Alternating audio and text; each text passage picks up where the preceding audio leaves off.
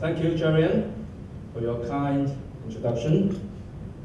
I'm afraid that many of you have to suffer for my intervention while you are enjoying your tea or coffee or your interesting conversations or trying to decode Mr. Zhong's remark about Jerian.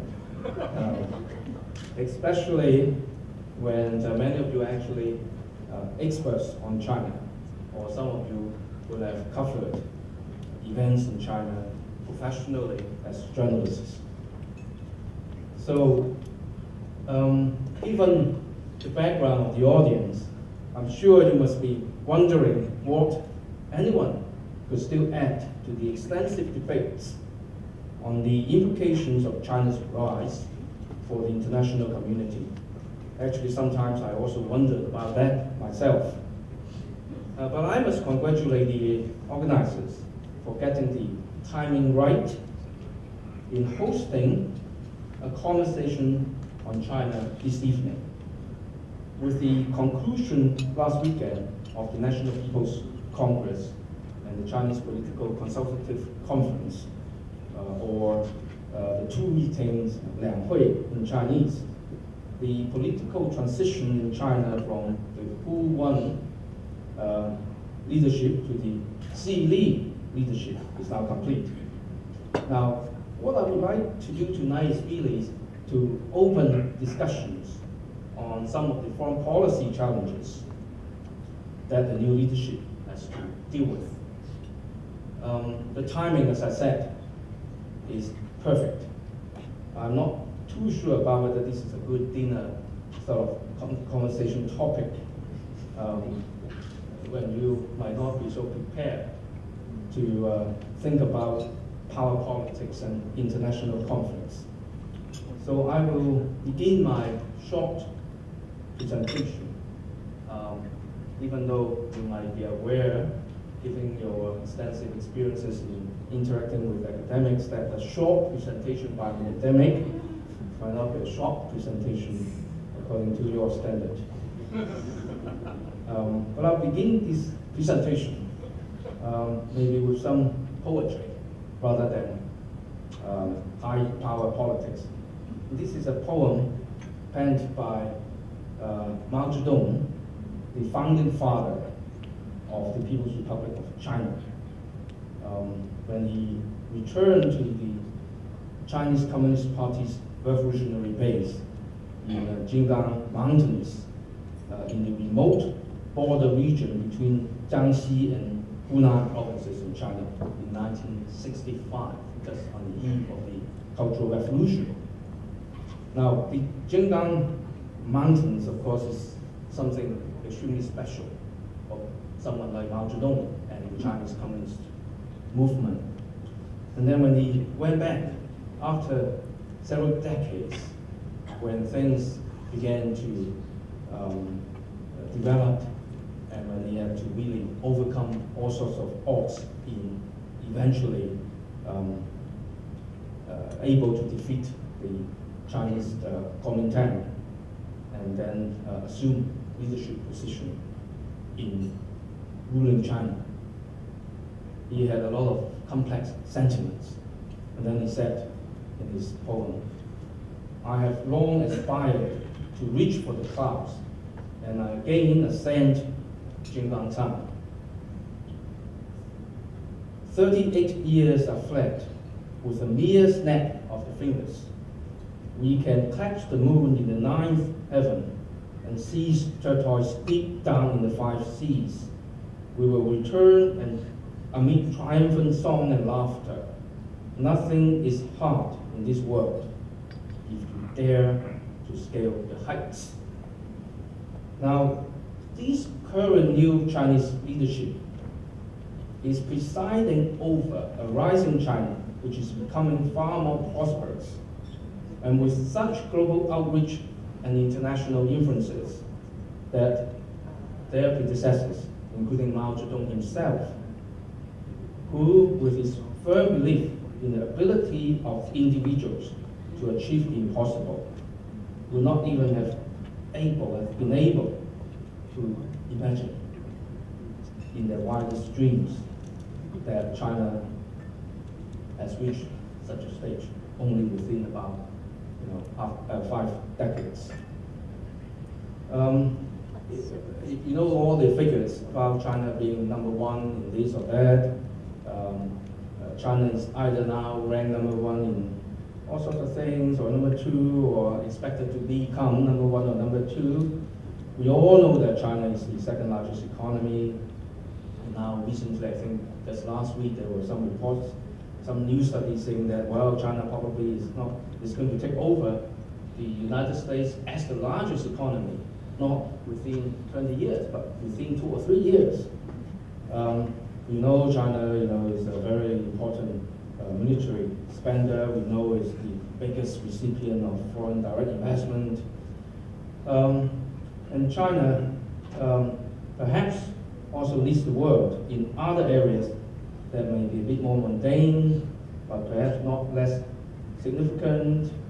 If you allow me, since I know there's a chairman is exercising censorship here, but I have come across this another sort of ranking, and that is Chinese also rule the pornographic world with over 1/4 of all pornography revenues generated there, and China exports more sex toys than anyone else. And of course, China, for some people, is also the largest exporter of imitation paintings or a whole range of other things.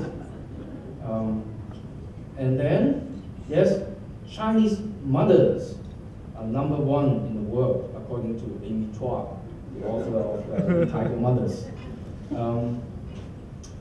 So every week we have this kind of reports that may be produced by your fellow journalists around the world about China this or China that.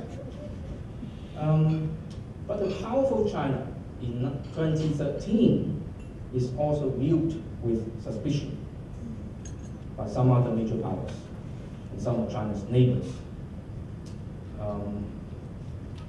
Hu Jintao, for example, in this departing sort of report, talked about China's ambition as a maritime power. I think the territorial disputes with China's neighbors, particularly in this region, in our part of the world, and China's generally more assertive posturing for a lot of people internationally is really making people uncomfortable. Given President Obama of the United States' so-called pivot to Asia, are we now facing a very turbulent time with these two major powers locked in an intense rivalry and a difficult power transition? Much has been said about how the international community has to deal with or could manage China's rise. We have a more pessimistic prediction that it is inevitable that there will be conflicts. And there are some other more optimistic and upbeat assessment of the new opportunities that a prosperous China could offer the rest of the world. And then there are pragmatic analysis of how the rest of the world need to accommodate this new global power. Those in the first camp of pessimists, including people like Chicago University's Leah Scheimer, they have argued that China simply cannot rise peacefully. And if it continues its dramatic economic growth over the next few decades, the United States and China are likely to engage in an intense security competition with considerable potential for war. And then most of China's neighbors, including India, Japan, Singapore, South Korea, Russia, and Vietnam, will likely join with the United States to contain China's power. So this is the sort of picture that he painted. His theory of international relations, I'm afraid I have to talk about international relations theories, says that the mightiest states attempt to establish a Germany in their own region while making sure that no rival great power dominates another region. So the ultimate goal of every great power is to maximize its share of world power and eventually dominate the system. Now, there are other people, of course, who dispute and argue against that kind of suggestions. Former U.S. National Security Advisor Brzezinski, he had debated with Leah Schreiber and said the two countries should make money, not war. Now, he said China is determined to sustain its economic growth. A confrontational foreign policy could disrupt that growth, harm hundreds of millions of Chinese, and threaten the Communist Party's hold on power. So China's leadership appears rational, calculating, and conscious not only of China's rights, but also of its continued weakness. Now, those in the business community obviously see China war as an opportunity, right? People like Bob McDonald, chairman of Procter & Gamble, has said that China's economic growth will really help improve the employment situation not only in China but in the United States. Perhaps, I don't know whether there are people who are more familiar with this organization called World Luxury Association. I know nothing about this particular association until I started looking at how people in the business world talk about China. The chief of the association, the World Luxury Association's China office, said that as the income of the Chinese people grows and their purchasing power increases, the sales of luxury goods will be boosted and the Chinese people will develop more mature attitudes toward consumption. I'm not too sure about whether that's a more mature attitudes, but obviously for the business community, this is a huge opportunity. And there are others, international relations scholars who believe in norms, institutions. People like John Ikenberry argued persuasively that China's international behavior will be shaped by the existing liberal world order, which is, in his words, easy to join but difficult to overturn. So we should see a China that will try to navigate within the existing system, accepting more or less the basic rules of the game. Now, as I said, there are others who are pragmatists, who maintain that the international community, particularly smaller states, including, I think, many of us here in the region, really have to persuade China to make the choice of assuming greater international leadership in responsible ways and not let international power politics dictate the outcome of China's rise. Now, but is it possible? Let me turn to how China actually views the challenges it faces within the constraints that the Chinese leadership will have to operate. We are, as I said earlier about the timing, now the Chinese government has just announced the new foreign policy team, apart of course from Xi Jinping, who's the leader, and also he has the added portfolio, basically directing the key decision-making foreign policy group, the Foreign Affairs Leading Small Group. The new team consists of a group of highly respected and competent professionals. Yang Jiechi, the former foreign minister, who replaced Dai Bingguo as a state counselor in charge of foreign affairs.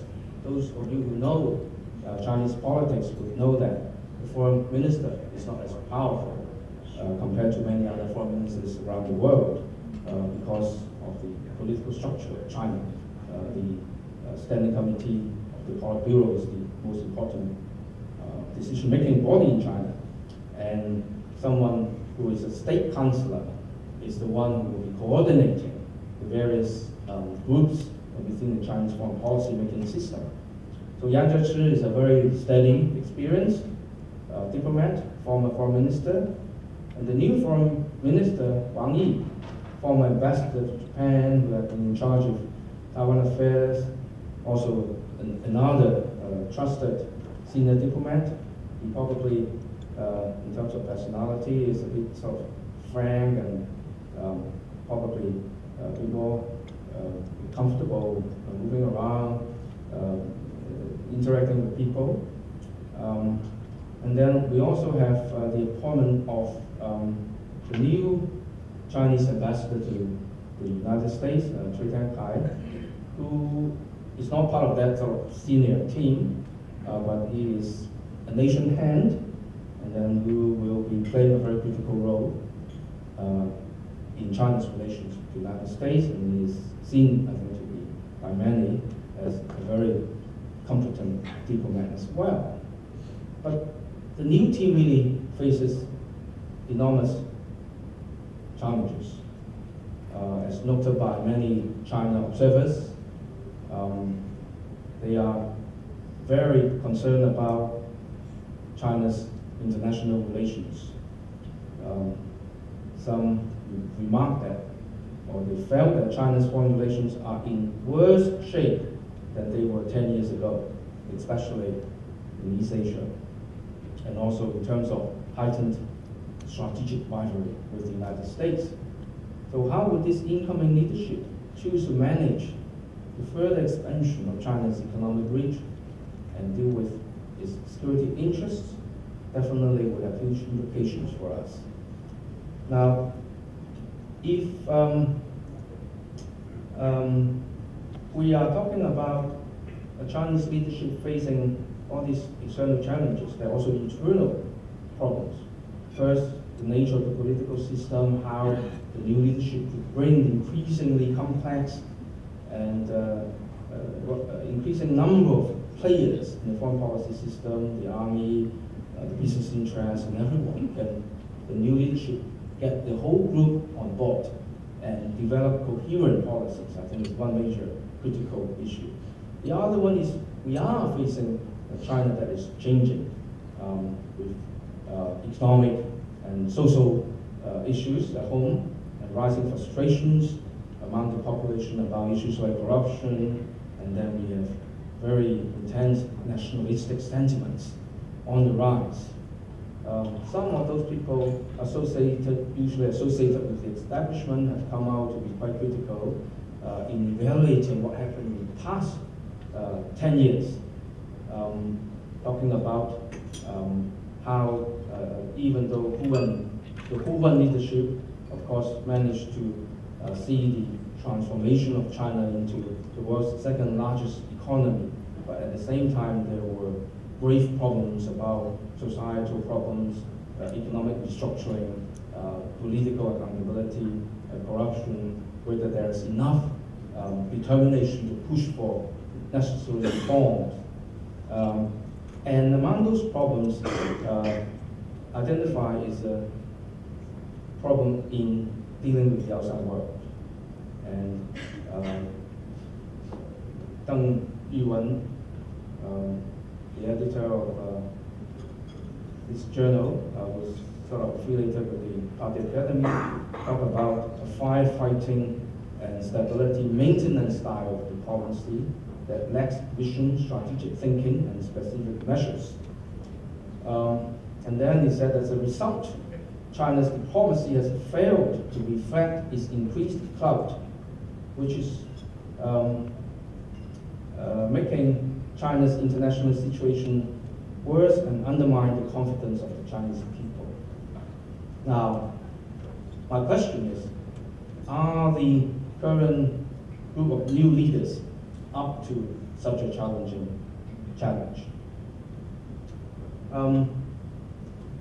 Let me quote a report by the Chinese president, who pledged clean governance and appropriate use of power to serve the people wholeheartedly.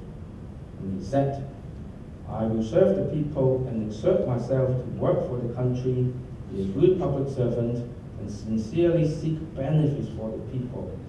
We will strictly exercise self-discipline, devote ourselves to the public, and serve the country and the people in a cautious, conscientious, and clean-fingered way, I will exert my utmost not to let you down. China's new leadership is set to advance democracy and the rule of law and maintain the uniformity, solemnity, and authority of the socialist legal system, promote social equity and justice. Now, those of you, if you are seasoned China watchers, may have just realized that the quotation is not from Xi Jinping's recent report, but from the report delivered by Hu Jintao when he assumed his leadership role 10 years ago. But then, the content of the report sounds quite familiar. Is the Chinese leadership capable of really introducing new changes?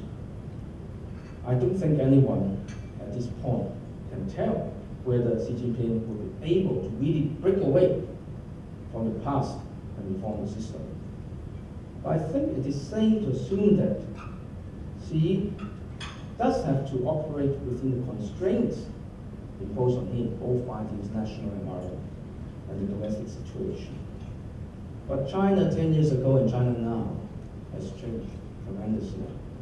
And most people feel that if the leaders do not embark on reforms and changes, it will be, the next 10 years would be very challenging for China indeed.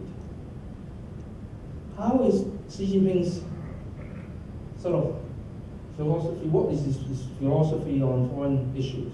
How does he see the world? I think his foreign policy agenda is still not entirely clear.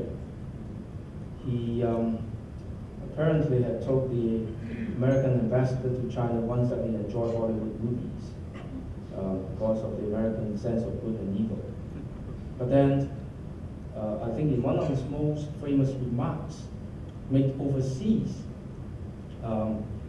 in Mexico in 2009, he defended China's record in the global financial crisis and suggested that he was impatient with foreigners who are wary of China's new power. He said, some foreigners with full bellies and nothing better to do engage in finger pointing at us.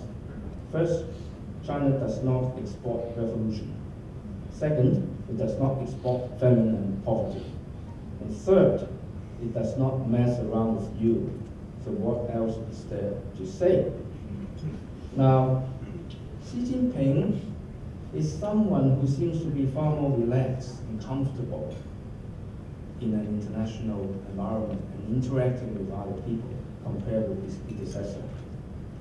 But then I think he has remained careful about what exactly his position is. When he went to the United States over a year ago in his earlier capacity, before assuming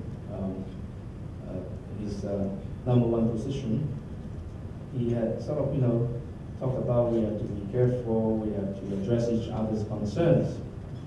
And, but there were other sort of dimensions of Xi Jinping's personality, like, his attempt to present a more agreeable image of Chinese leaders by going back to the small town in Iowa where he spent time as a research trip when he works on agricultural issues. And then, of course, this is a marriage of good publicity for both Xi Jinping and presenting China as a warmer light, as well as for the small town in Iowa. So people said cornfield diplomacy actually worked. Now, cornfield, yes. But what about this new team? Can they really deliver? If you think about the team itself, even though the leadership is going to be preoccupied, obviously foreign affairs are important on China's overall policy agenda. And we are talking about a team of old hands. can they really deliver something new? A powerful China, mostly preoccupied by domestic considerations and not paying enough attention to the outside world or being too reactive to the outside world, is definitely not good news. And that might easily lead to the kind of prediction made by people like near China, path of conflict. Here I would like to sort of use this international relations concept of security dilemma, which is a jargon, to describe a situation when a country has to spend on its military capability to defend itself. But once you spend money on military capability, then your other countries perceive that as potentially an offensive move. So other states will become uncomfortable, and they might also follow suit, and then we have this sort of escalating mutual calculations that might create a major problem for us. But if you don't spend on your military expenditure, then now you're going to defend and protect yourself. Now, so as a result of this notion of security dilemma, practically no states will feel secure. And then they all have to compete and try to maximize whatever security they feel comfortable with. Now, in the context of great power rivalry, to me the security dilemma is perhaps one of the more critical, pressing problems between China and the United States. The so-called power transition taking place is obviously more complex than what we international scholars have tried to explain or able to explain. It is, we are really not talking about just one country becoming less powerful and another country becoming more powerful. This is really a very complex phenomenon of how things are changing. And I don't think China is able to assume that position as a global power dominating the world and replacing the United States. So, how to deal with this? Are the Chinese leaders thinking about this kind of more fundamental issue? If you become more powerful, other countries are bound to be worried about you. I must say that I'm encouraged by reference in Hu Jintao's closing report to the Party Congress, when the outgoing leader put forward this notion that somehow there has to be a new type of major power relations, 新型大国关系. And then he said, we will improve and grow our relations with developed countries by expanding areas of cooperation and properly addressing differences within them.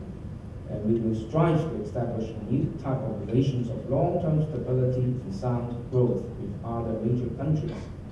Now, maybe I don't know how journalists would rewrite that particular quotation, because most people reading that probably would not quite understand what he was trying to say.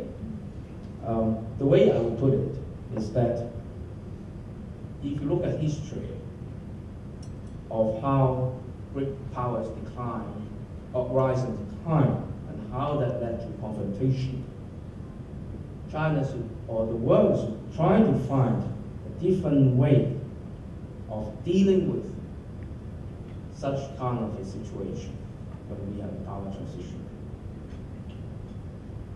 by developing new model of power relationship, which is not based on the kind of security dilemma calculations, but on a different platform of working on sort of common problems. Now, this idea I don't think it's entirely Hu Jintao's legacy, because as the incoming leader, Xi Jinping would have consulted the report, and he had also brought that idea up, I think, when he met Obama during his visit to Washington. Now, I don't know whether the Chinese leaders would produce more concrete ideas to define what kind of a new model of great power relationship really means and whether they would develop appropriate policies to address this fundamental, to me, fundamental problem in China's relationship with the United States. But I'm encouraged that at least the new leaders seem to recognize that this particular fundamental problem of the security dilemma is perhaps one key challenge for China if that country is to rise peacefully as a global power. I'll stop here. Thank you.